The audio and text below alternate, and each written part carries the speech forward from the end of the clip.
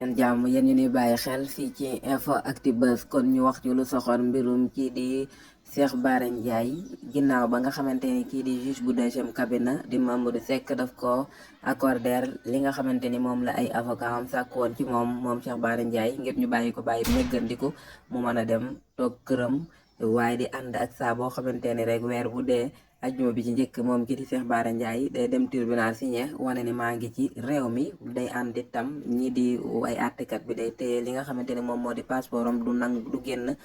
fi nga xamante ni moom moo di réewu Sénégal lu dul def ci am ndigalu àttekat bi waaye kenn ku ne xam na ni juróomi fan moom la amoon moom Cheikh Bara Ndiaye pour toog ci kaso bi bu fekkente ni kii di procureur deful recours ngir ñàkk d'accord ci li nga xamante ni moom la juge bi bëgg moom Cheikh Bara Ndiaye day mën a libre dellu këram ci njabootam waaye nag ginnaaw bi nga xamante ni teg nañ ci benn fan ni ki démb ñu gis ni kat kii di procureur dal dinay dugal recours maanaam ni d'accordul ci dogal bi nga xamante ni moom la àttekat bi bëgg jël di bàyyi kii di Cheikh Bara Ndiaye mu ñibbi dem këram nekk ci njabootam mu nekk beneen mbir boo xamante ne mbir bu yéemewaat la ndax kat procureur day mel ni doole bi nga xamante ni am na ko fii ci réewum Sénégal dafa nekk doole boo xamante ni ci wàllu yoon kii di président de la république sax amu ko ndax procureur ku mu bëgg jàppale ku mu bëgg nga dem ci kaso bi nga dem ci kaso bi ndax kat gis nan lu mel nii fa la jaaroon ak ki nga xamante ni moom moo di Alioune Sané nekk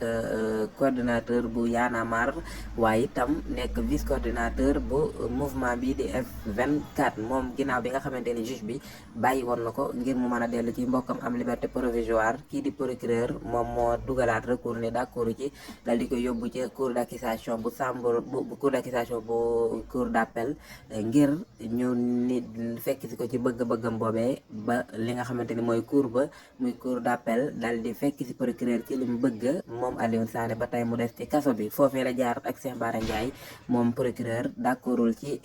dogal bi nga xamante ni juge bi jël na ko ngir bàyyi kii di Cheikh Bara Ndiaye mu dellu ci njabootam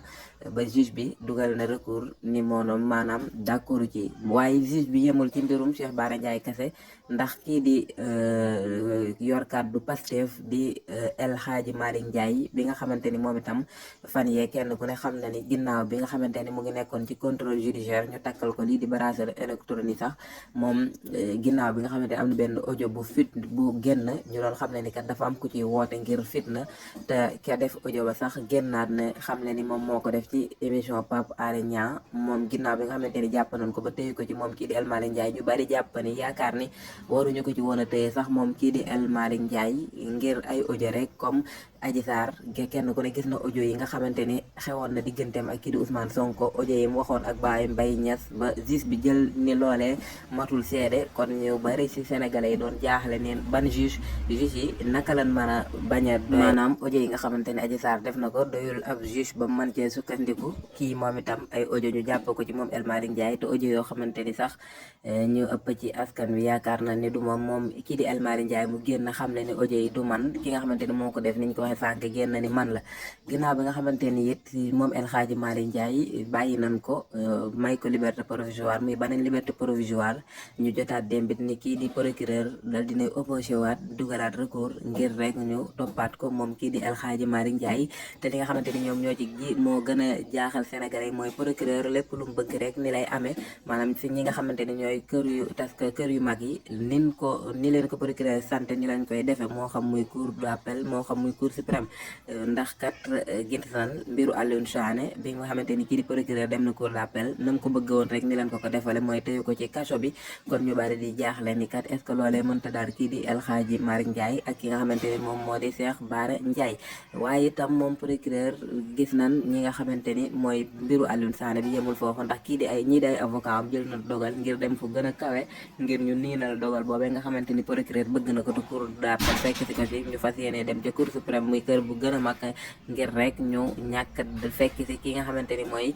procureur ak cour d'appel ci dogal bi nga xamante ni bëgg nañ ko ci seen client bi di Alioune Sané mu nekkit niñ ko waxee sànq doole joo xamante ni daal kii di procureur am na ko ndax procureur boo xamante ni mooy def ku mu bëgg jàpp la te tëj la ci kaso bi dugal te def la garde à vue ba pare dooru war luñ lay toppe te sax juge bi nga xamante ni moom mooy àtte bu xoolee sax ba xam ni yow mi war na laa bàyyi même bu la bàyyee wala mu àtte la àtte boo xamante ni kii di procureur d'accord ci moom procureur dal am sañ-sañ bu kawe ngir topp ñàkk d'accord ci àtte bi juge bi àtte dal di ni kat moom d'accordul dal di yóbbu ci yeneen kër yi ngir ñu àttewaat leen moo xam cour d'appel du cour suprême te ñooñee saa bu fa demee ni mu ko bëggee ni lañ ko koy defale kenn ko de gis na àtte bi defoon ci diggante Ousmane Sonko ak Mame Mbaye Niang moom procureur ginnaaw bi nga xamante ni kii di juge bi d'accord na ni kat moom Ousmane Sonko doon koy tëj ñetti weer yoo xamante ni du ko tëdd alamaan ko 200 millions moom procureur ci boppam moo njëkk def li nga xamante ni moom moo di appel avant Mame Mbaye Niang di ko def ni d'accordul ci àtte boobee